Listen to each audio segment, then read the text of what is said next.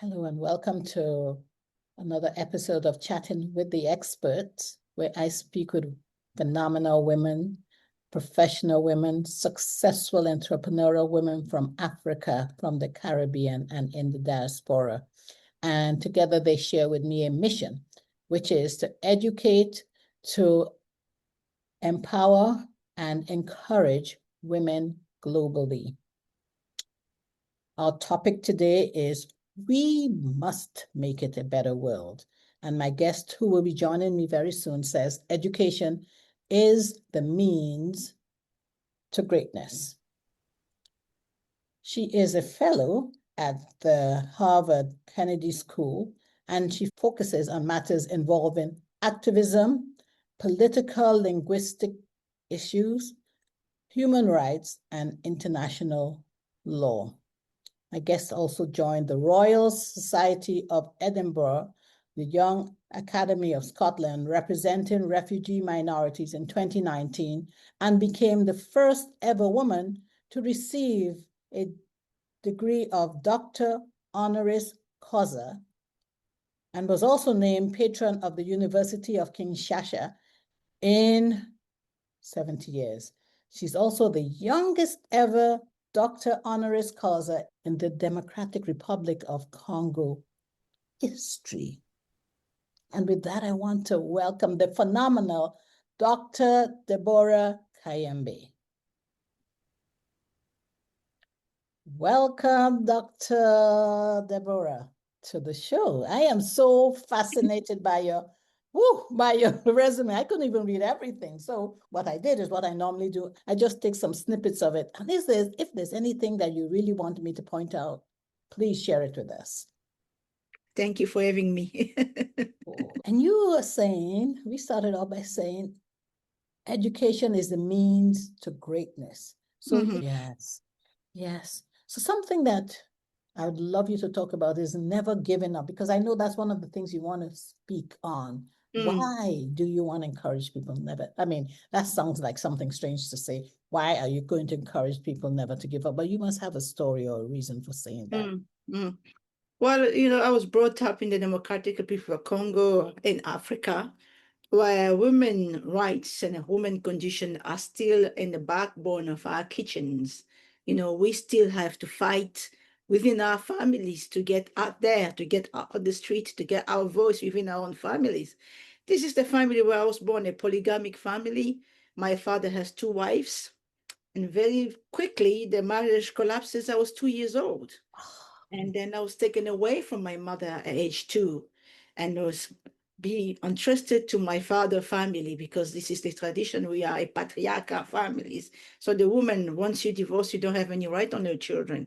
So this is what happened to me, a 2-year-old girl, and being looked after by my father, who tries with very difficult stepmothers, and then that didn't work. And then in the end, he trusted me to his own sister, a younger sister who was married to another man who seems to have a much stable marriage at that time. So I lived under the care of my aunt, where everything I have to do, I have to earn it. So if I want to earn the respect in my aunt's house, I have to be a good girl, doing all the chores, being respectful when you are tired, not saying no, responding to their needs, so you can have in exchange their will to pay for your education.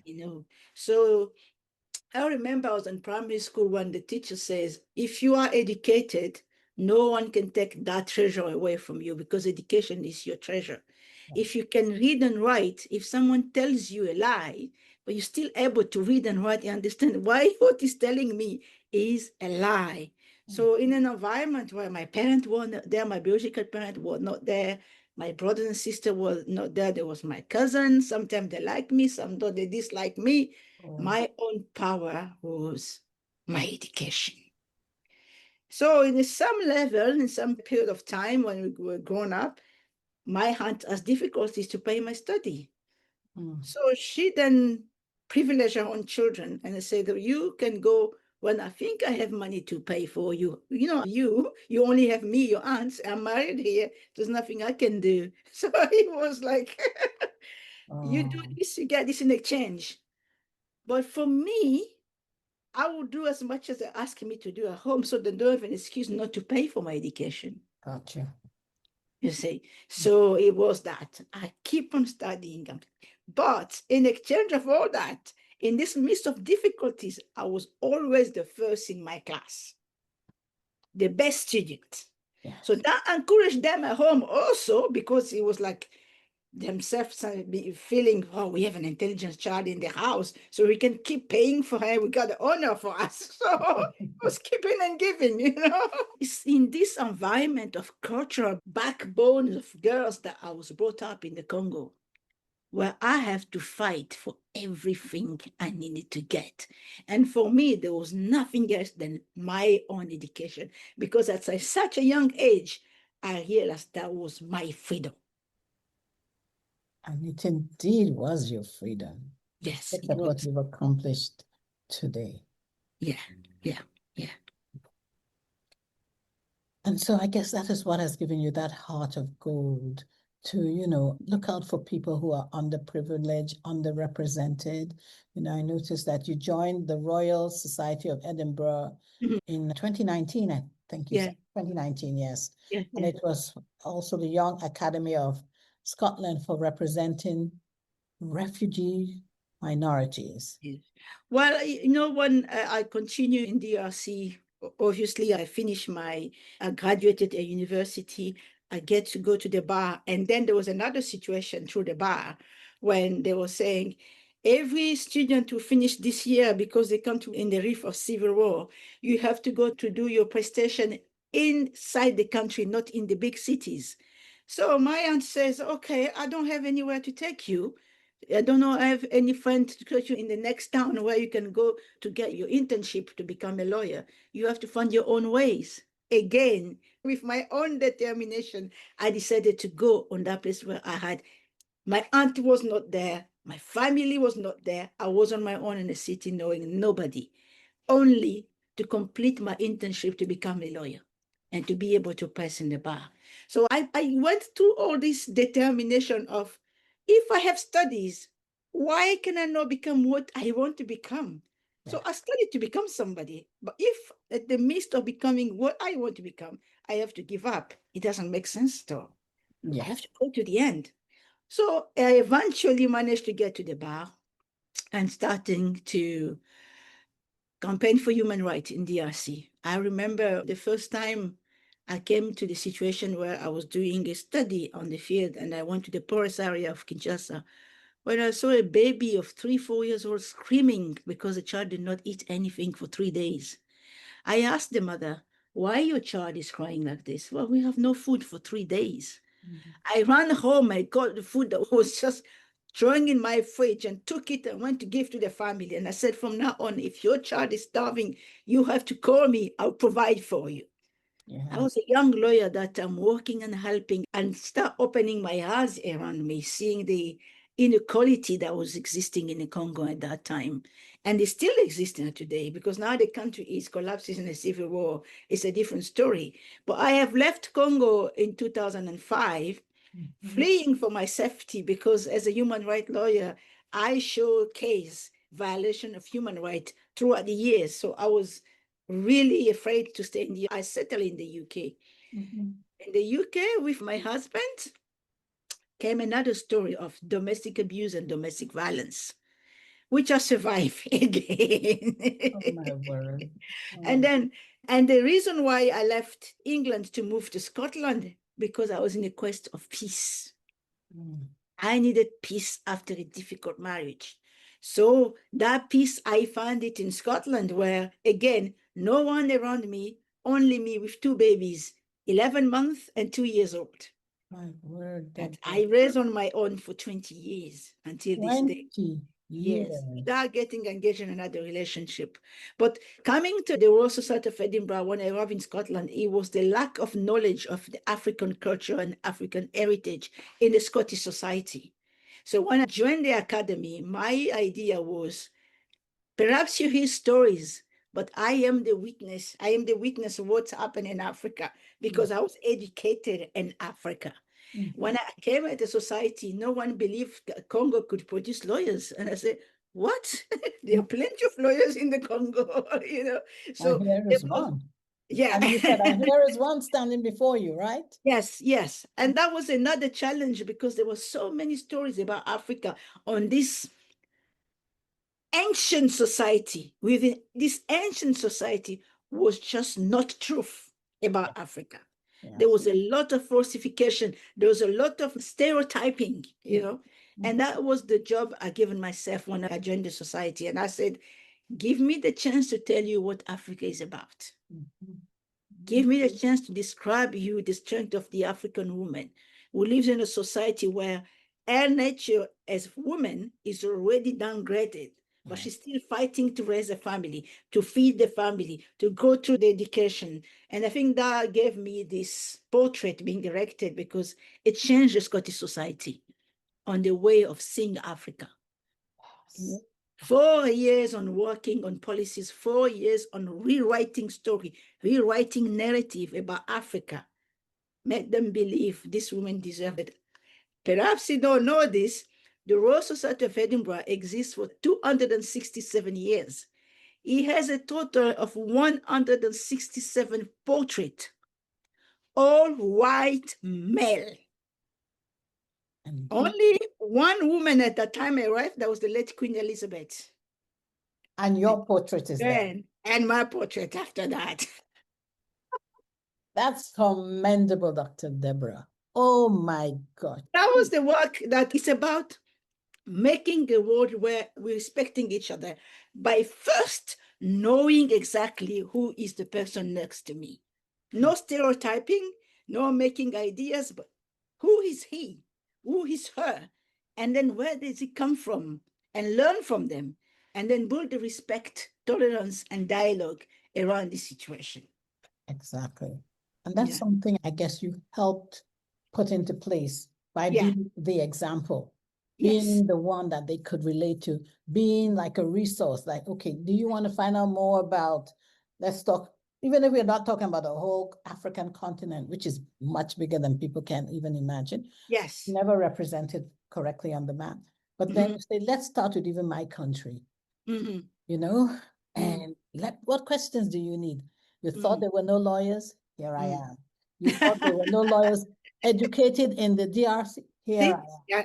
Yes, yes. But the headline to the media, when I became rector of the University of Edinburgh, it was every single place saying, this woman was born, raised, and educated in Africa.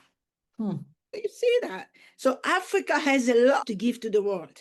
Oh, yes. Africa has a lot in terms of human resources, in terms of whatever things you call, it's just the whole humanity together in one single land with extraordinary people. But colonization changed the history, changed the narrative. That's where we are now. That's where we are now. And talking about where we are now, you mentioned that one thing that you're passionate about is encouraging people to be courageous. Let's expand on that. Courage is something extraordinary. Yeah, before you contaminate the courage to other people, you need to be yourself the courage. Yes. Your life, your project, everything you do has to reflect on courage. The courage of trying, the audacity of believing in yourself. Yes. In other words, you're saying it has to come from within you. You've got to believe in yourself. You got to be courageous about whatever it is that you feel like you need to represent. And then go forward with that. Yes. And that goes to, you see people talking around you, let them talk. Time will prove you right. Let them talk. As long as you are in the right path, let them talk. Because time will justify you. I have something personal as a mother, because we are women, and most of us in the majority, we are mother, and so many single moms around the world right now, When I was raising my children, I had no one to look after them, okay? So in order for me to escape social services or taking children into care, I have to pay substantial money to nannies and to escape the social system, and that is very common in Europe and in America.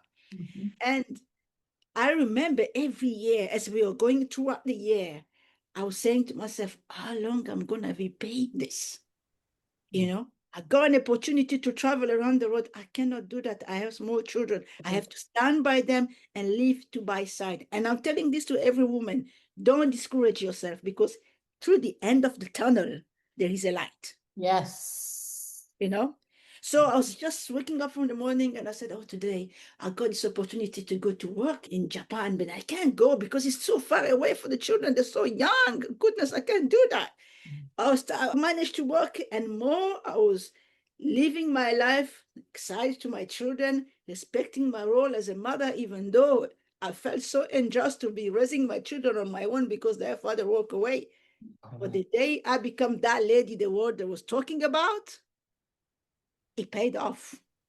The courage, Yes. taking a position, the firm position of doing the right thing, the courage of standing through the right thing, always pays in this life. It always pays. Thank you for saying that, because many a times women need to hear that. You made your children your priority in spite of the difficulties involved, in spite of the fact that you couldn't progress in some ways because your first and foremost, your responsibility were to your children. They didn't ask to be born. So you now, because of that, stood by them. And I'm sure today, how old are they, if you don't mind sharing? 19 and 20 today. 19 and 20. All free. So it's all big us on my own now. Look at that. Look at that. It's been worth it. Yeah, it's been worth it. So this is something I said about the courage of facing adversity. It's something extraordinary, because if you are facing this kind of trial where you need to make a choice, it is now you get the glory you want to have, or it is a long way going, but the end of the tunnel is shiner than where you can go quickly. It takes courage. Yes, it does. It takes courage. It does. No? It takes courage to choose to protect the others. It takes courage to choose to raise the voice for the others instead of yourself. Yeah. It takes courage to forget yourself sometime and to put a cause ahead that concerns everyone.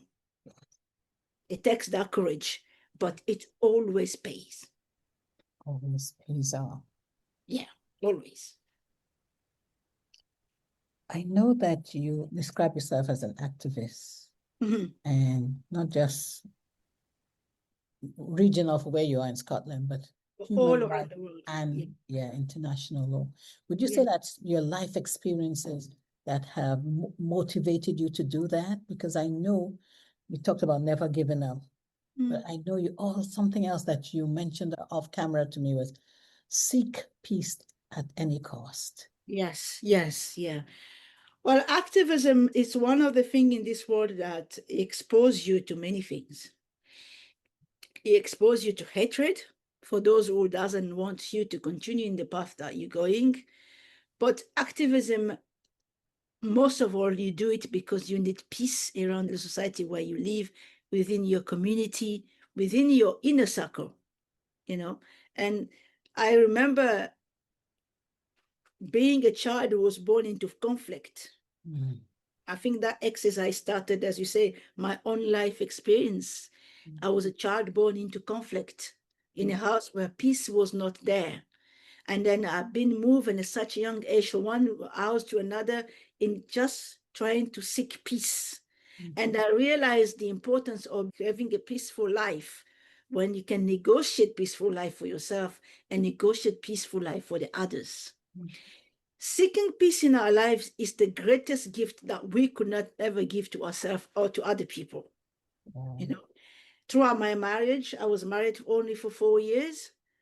I have to stop that marriage because I couldn't find peace within that marriage. And I stayed next to the father of my children, hoping that we can live side by side and raising our children. It didn't work. So seeking peace took me to Scotland because I was seeking peace. I was looking for a place that I can evaluate peacefully with my children. And Scotland gave me that opportunity with a job perspective that put me a long way to the place I was expecting. So I think it's important in our lives to avoid conflict, because conflict does not take us anywhere prosperous. No, we need to avoid conflict. We need to be peacemakers.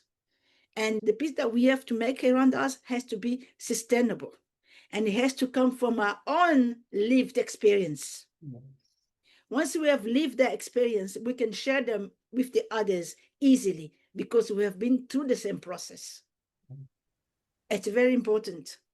Today, when I see conflict around the world, people come to me and say, Deborah, if you say just one word, things will change. Because the testimony of my life, the testimony of the experience I have lived, gave me that notoriety to speak out. So women need to cultivate this reputation instead of money. Build your own reputation within your community first, and then within your inner circle, because it's important to build that. Once you build it, you earn the respect. And there is nothing better in this life than to live peacefully. You're in your living room, you feel a glass of water, you're drinking your water, you're watching a program, you go to sleep peacefully. It's priceless. And that's impactful coming from a woman like you who has experienced so much conflict, who's currently still experiencing conflict. You know, you appreciate peace when you know or have experienced what peace is not like. Yes, yeah. When you've lived through a war, you know what peace is like. And you seek to keep peace at all means. And then when you realize the others are going to that torment you've been before, you have to fight for them to find the same peace. Yes. You can't just live on your own peace. Absolutely correct. Yes. Yeah. Yes. Well, Deborah, I would, Dr. Deborah, to make sure I address you correctly. We could talk forever, but I know the audience members who have joined would love to ask you some more questions. But for those of you who are viewing this online, or people who are viewing this online, who would like to know more about you, find out more about what you do, get in contact with you. How can they reach you? But the best contact is certainly LinkedIn, because I'm in LinkedIn as Dr. Debora Kayembe. And you can reach out to me on Instagram too, Debora Kayembe, the same name, just Debora Kayembe, as well as I'm on X, Twitter, X. Twitter. Yeah, it's X now. Horrible platform. So you can reach me. LinkedIn is far better, so you can message me directly. We can be in touch. But I would say something to women today is that everything you do, don't live for yourself. Live for the others. Live to have a space where you can share your very best to the others, your experience, your inner experience to the others. So you can build a world where there is less and less problems, because the world is already difficult the way it is. You got the tsunamis coming, we got the climate change. It's already too much for human being right now. So if us as human, we build these bridges of peace, the bridges of understanding and tolerance, and we mastermind our education for the goods, we are going to make a better world. Dr. Kayembe, that is so well said. Thank you very much. So well said. And for those of you who have been impacted, what you just heard from Dr. Kayembe, if you'd like to be a guest like she has been on my show, reach out to me on my website, which is chattingwiththeexperts.com. I'm also on LinkedIn. You can go to my business page there, which is Chatting with the Experts. Facebook, Chatting with the Experts as well. And on YouTube, please subscribe to our channel where you'll hear messages. I mean, I'm so excited. Messages from women from Africa, from the Caribbean and the diaspora who are sharing with you, who are there to educate you and empower you and encourage you. Messages just like Dr. Debora Kayembe just shared with us. Please like and subscribe so that you can be notified whenever another exceptional woman is sharing her message with you. Thank you so much, Dr. Thank you for having me, Paula. It was a real pleasure. It was a pleasure having you too. And now we'll open up the floor for those who joined us so we can continue this very, more than interesting, this very deep and impactful discussion that we just had. Thank you.